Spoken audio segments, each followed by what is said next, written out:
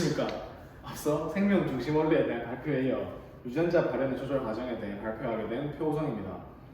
우리는 누구나 모두 세포로 이루어져 있죠. 그러나 사람의 모든 세포에 있는 약 2만 개의 유전자는 모든 세포에서 항상 발현되는 것이 아닙니다. 세포의 종류에 따라 어떤 유전자는 발현되고 어떤 유전자는 발현되지 않고 억제되어 있습니다. 그리고 동일한 유전자가 모든 종류의 세포에서 항상 동일한 수준으로 발현되는 것 또한 아닙니다. 이렇게 세포의 종류는 물론 환경 조건에 따라 발현되는 유전자의 선택과 발현 수준은 정교하게 조절됩니다. 저는 오늘 원핵생물 그리고 진핵생물에서 일어나는 유전자 발현 조절 과정에 대해 알아보고 둘 비교 분석해보려고 하지만 다음 시간에 미뤄질 수도 있습니다. 원핵세포와 진핵세포의 유전자 발현 조절에는 공통점도 분명히 있지만 차이점 역시 많습니다. 일반적으로 원핵세포에서는 전사와 번역이 동일한 장소에서 연계되어 일어나기 때문에 유전자 발현 조절에서 전사 개시 단계가 가장 중요합니다. 반면에 진핵세포의 경우 전사는 핵에서 번역은 세포질에서 일어나므로 전사와 번역이 시공간적으로 분리되어 있기 때문에 다양한 단계에서 복합적으로 발현을 조절해야 합니다. 그럼 먼저 원핵세포 유전자 발현 조절의 대표적인 예 중 저당 오페론 조절에 대해 알려드리겠습니다. 1961년 제이콥과 모노라는 학자는 원핵세포인 대장균이 저당의 유무에 따라 적응하기 위해 필요한 유전자들의 조절 현상을 설명하기 위해 오페론 모양을 주장했습니다.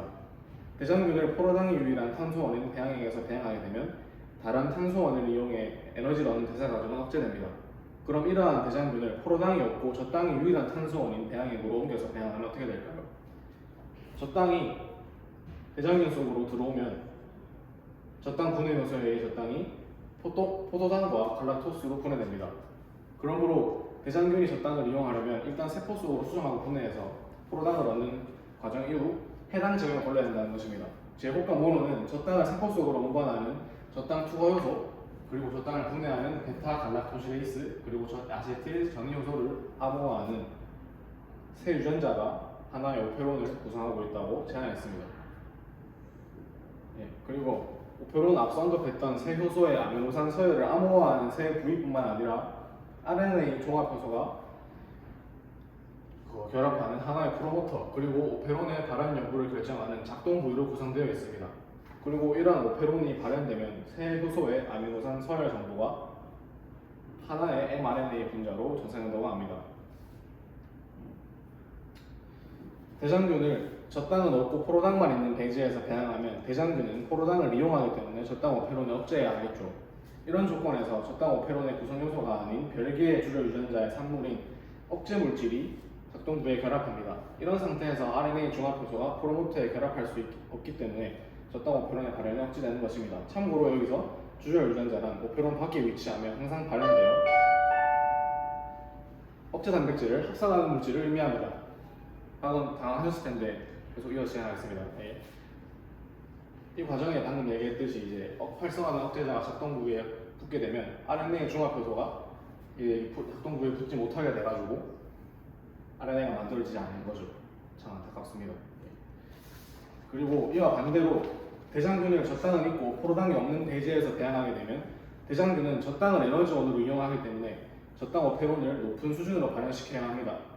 이런 경우 세포 속으로 들어온 저당이 작동 부위에 결합하고 있는 억제 물질에 결합해 구조를 변형시켜 작동 부위에서 이탈하게 만듭니다.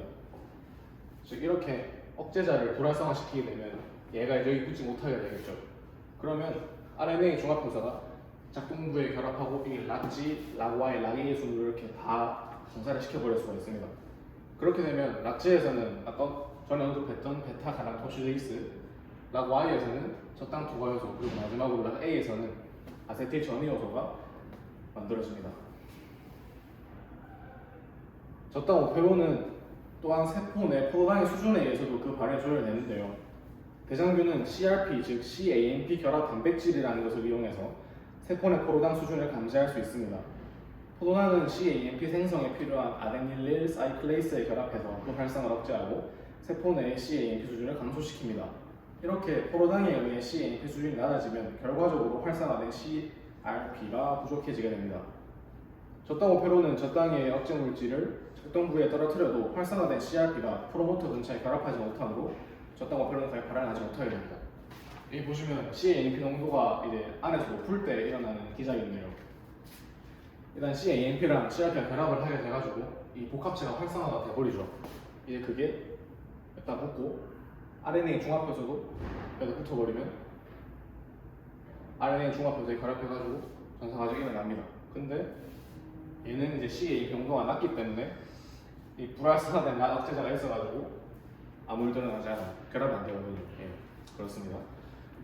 그리고 두 번째로 알아볼 것은 트립토판 오페론 조절인데 저당 오페론이 대상균의 대사 과정에 필요한 물질에 의해 유도되는 것과 달리 반대로 트립토판 오페론은 억제됩니다. 아미노산의 일종인 트립토판은 세포 내에 충분한 수준으로 존재하게 되면 그 필요한 요소를 암호화시켜서 억제시키는 과정으로 귀결이 되는데요.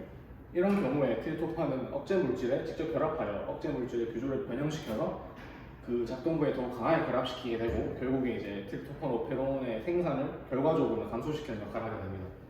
이렇게 원액 세포는 저당 오페론과 같은 유도성 오페론 그리고 트립토판 오페론과 같은 억제성 오페론 이 둘 다 이용하면서 정교하게 유전자 발현 조절하고 지금 시간 관계상 진핵 세포 유전자 발현 조절을 준비를 했지만 어쩔 수 없이 다음 시간에 미뤄야 할 것 같습니다. 참 아쉽네요. 네. 여기에 대해서는 다음 시간에 이어서 하기로 하고 감사합니다. Yes.